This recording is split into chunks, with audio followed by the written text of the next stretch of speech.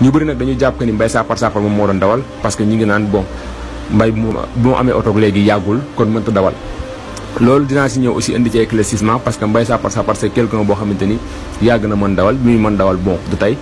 parce que bon bien vrai que nag tey yorul woon li nga xamante ni moom moo di otoom mais Mbaye taximan la woon bi muy mën a dawal du tey donc ñu bëri dañu jàpp que ni bon bi mu amee oto léegi waru fi mën a dawal bay def accident donc ñu bëri dañu commencé woon di ko balaamee ci loolu mais Mbaye Sapar dawalul mu ngi woon ci kanam oto bi mais dawalul ki def soog bi beneen chauffeur la moom moo def soog bi moom yàlla def na mu mucc. ndax ku xamul kañ la du waaj àdduna waree jege na bakkan dafay xëy ni xureet ak lum la fekk ngay mébét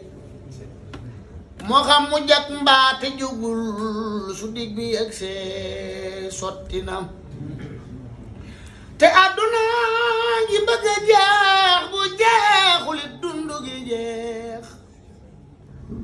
te nit ñi ñëpp ak neretaax seen kër yi dal gi ëpp na